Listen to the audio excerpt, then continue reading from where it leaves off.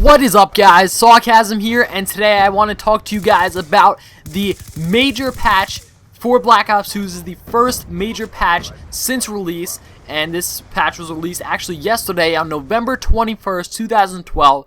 And there's a couple of things that I'm not going to be able to go over in this video, mainly because they're kind of just fluff. They're just some things that were fixed in the game. There's really nothing to discuss about them. So I'm getting this from the Call of Duty forums, and David Vonderhaar tweeted this out himself. I understand not all of you guys have Twitter and etc.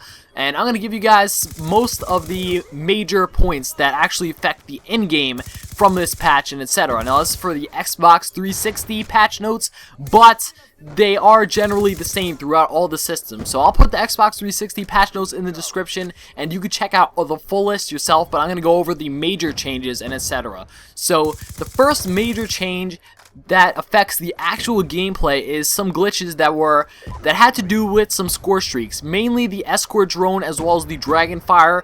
The escort drone flew under the map, which obviously is a huge problem because you don't want to call it in and it's not able to do anything. And the Dragonfire, there were some times where you weren't able to call it in at all. You know, even if you were in an open space, you just weren't able to call it in. So a lot of people thought that the reason was because you were in a tight room or whatever. That's what I thought at first, but that's actually not the case. It was just a glitch where you completely weren't able to call it in no matter the situation for a little while. So that is one issue that they fixed immediately, and I thought that was really good. On top of that, there were some other airborne vehicles, so I guess that means the air support score streaks, that could actually fly past the map perimeters due to a network interruption.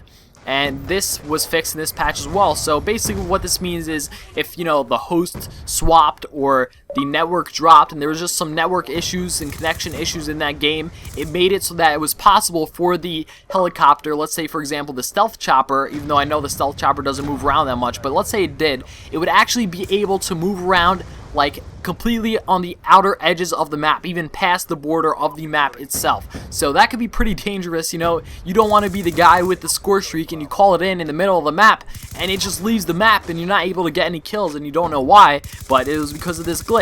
And the next major thing that it was changed is the FHJ-18, and this weapon level is now increased by destroying score streak vehicles and aircraft. The FHJ-18 is a launcher that obviously works against score streaks and aircraft, and you could use it on UAVs and etc. So now it actually levels up by using it on these kind of things. So, you know, you could use this on the whatever it is, the stealth chopper, and you will level up from it. So that's really good. I guess if this is one of the weapons that you used a lot, if you didn't use it, obviously this doesn't affect you, just like some of the other things.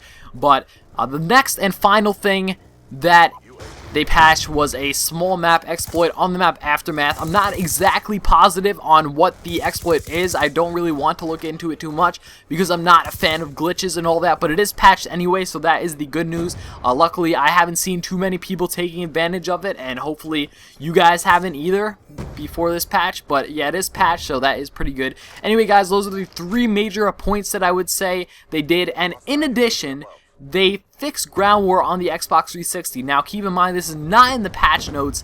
This David Vonderhaar didn't really make a statement on this, but I know from myself and a bunch of other YouTubers were having problems with ground war the past couple of days, and it was just a wreck. It was hard to get into games, and once you finally got into a game, it happened in a way that pretty much everybody had terrible connection. We're talking 1 and 2 bars, no matter who the host was, etc. It was just overall a terrible experience the majority of the time. But it seems that they fixed that. Like I said, I don't see anything in the patch notes about that, so, you know, it could be that it was a hot fix or something. Maybe it wasn't exactly in the major patch, but I think that they definitely did patch it sometime around this patch, because it seemed that after this patch, it kind of correlated because they both kind of fixed it at the same time. It seemed that as soon as this patch was released, ground war was fixed as well. So maybe they did it without saying it, or maybe they did it in some kind of hotfix and etc. or playlist update. Anyway, guys, this is the major patch notes for November 21st, 2012,